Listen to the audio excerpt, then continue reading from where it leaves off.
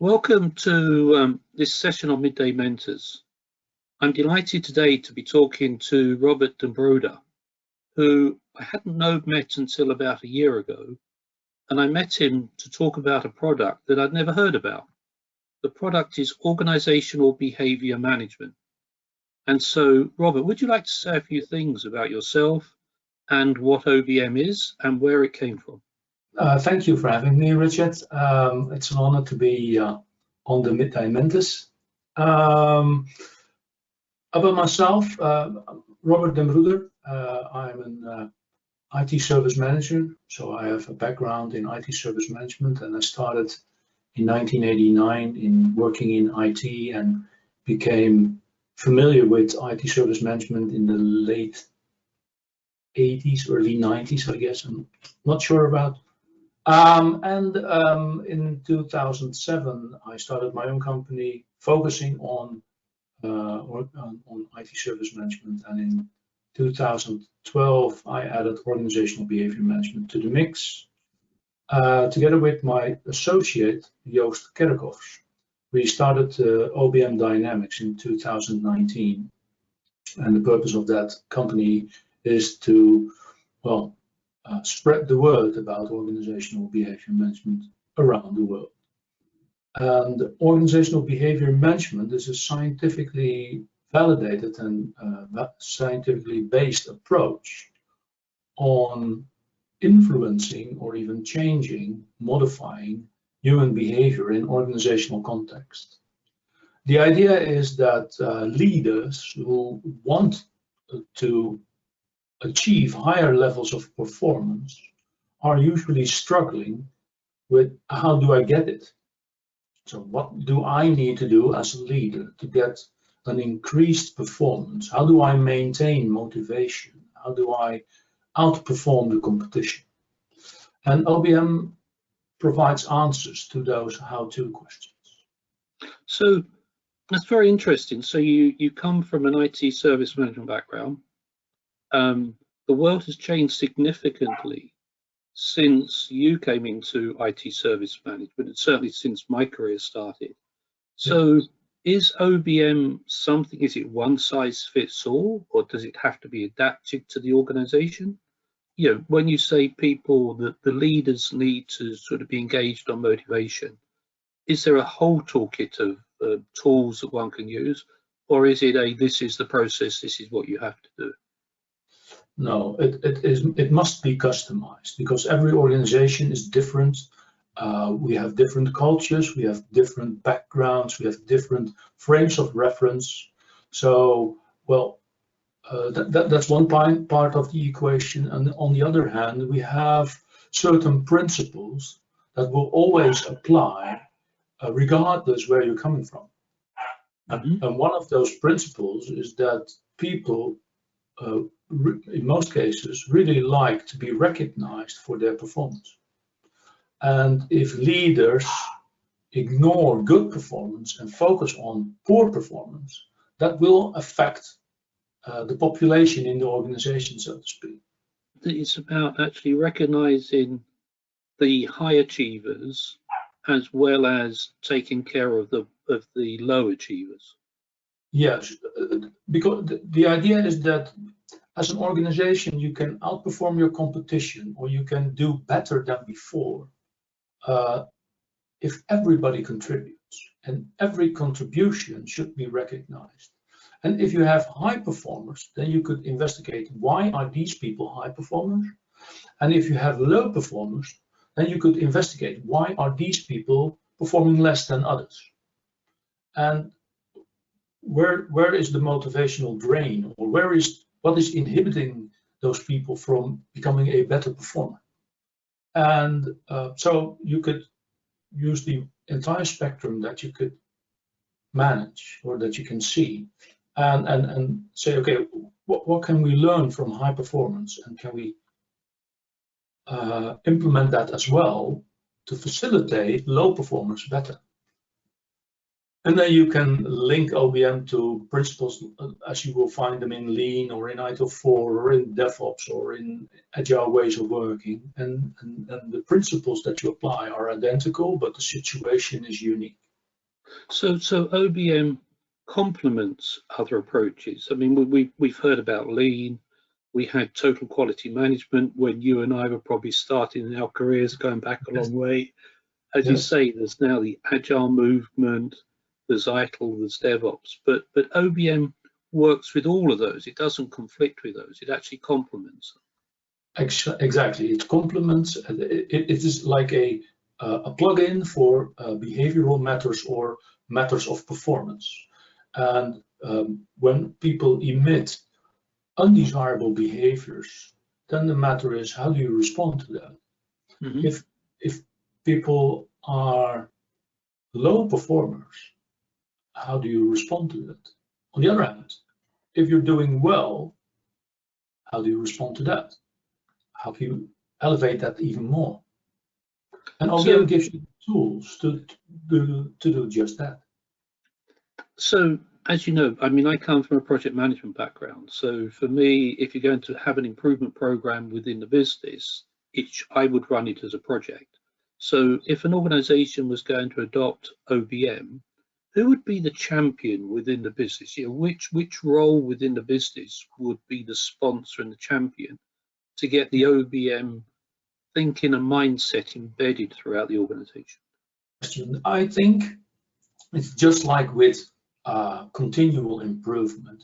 Basically, it's everybody's business.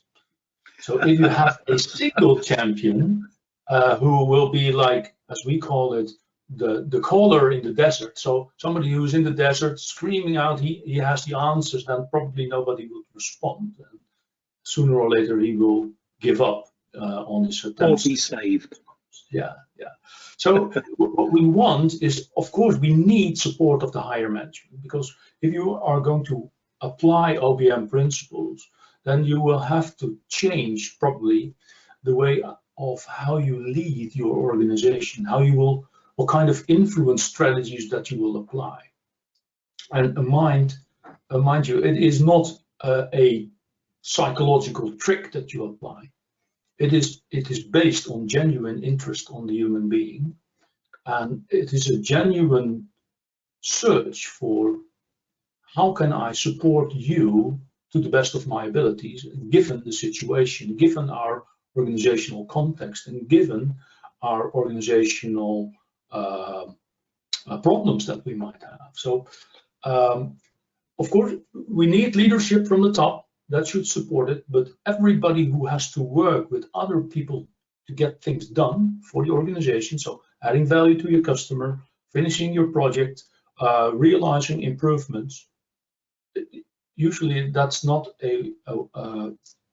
something that is done by a single person. Usually that is done by a group of people. From a business as usual perspective, would it be a departmental head? Would it be a person running a small works team, like a foreman or somebody? Would it apply to those? Anyone that has day-to-day responsibility for an individual? Yes, the people who work at the shop floor are the people that create value for the organization. Yeah, and those people are guided by people and facilitated by people who understand those OBM principles. So project team members need a project manager or a project leader that understands behavior from a scientific perspective.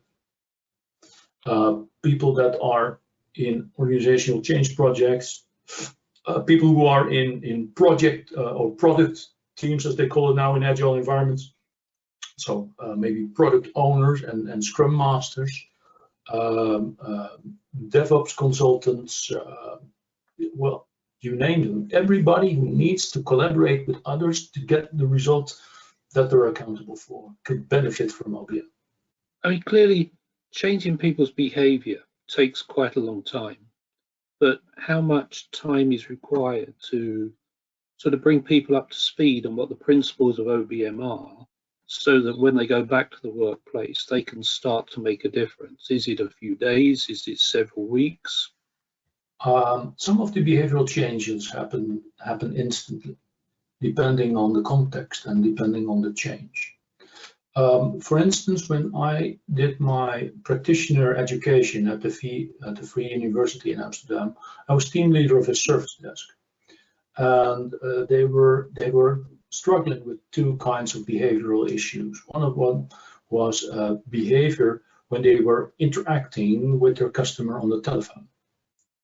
That behavior issue was solved within 2 weeks. Another issue that we had was the quality of call registration, so call logging. That issue was fixed in 6 weeks, and it was fixed demonstrably. So we did a baseline measurement, and we could verify that for the calls we had like 34% correctly logged first time, right?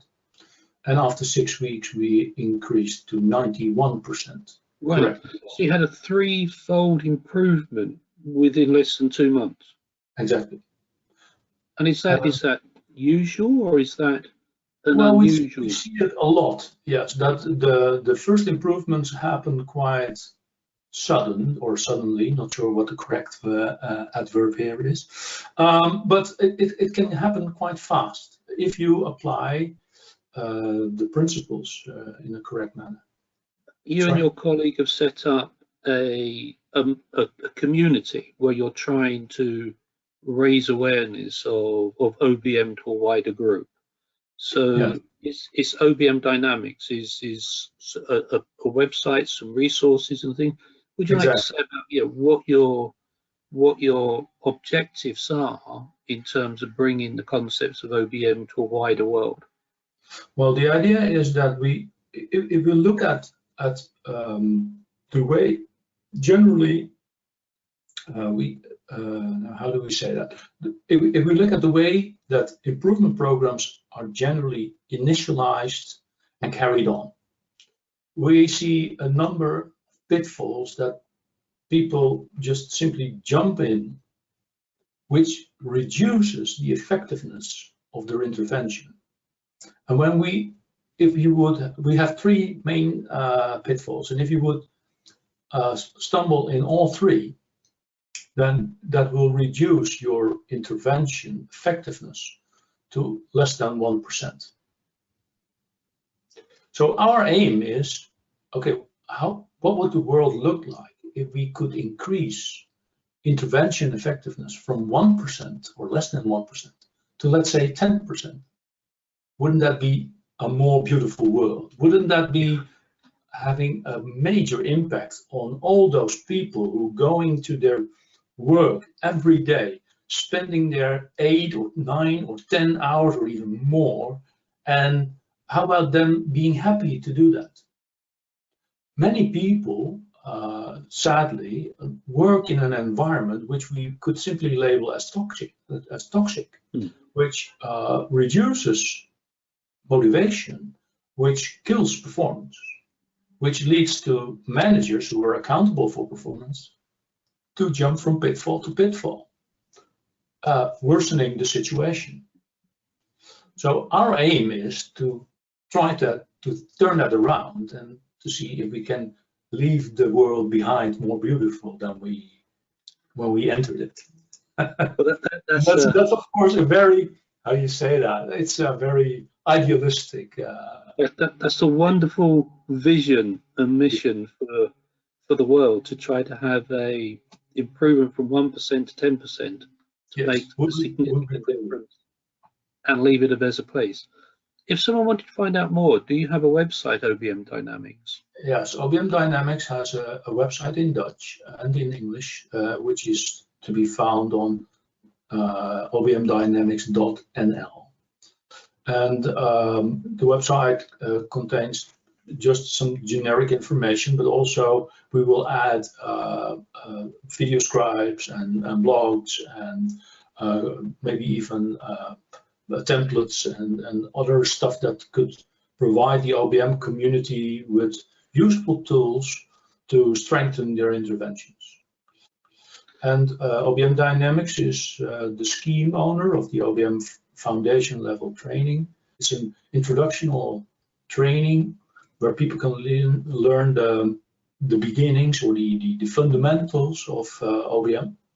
We have 4 building blocks that we will address in that training. one of them being the concept of performance, one of them being the ABC model, one of them being the functions of behavior, and one of them is the 7-step protocol that we use to structure interventions. And on OBM Dynamics website, you can see which parties are certified to deliver OBM trainings, for instance.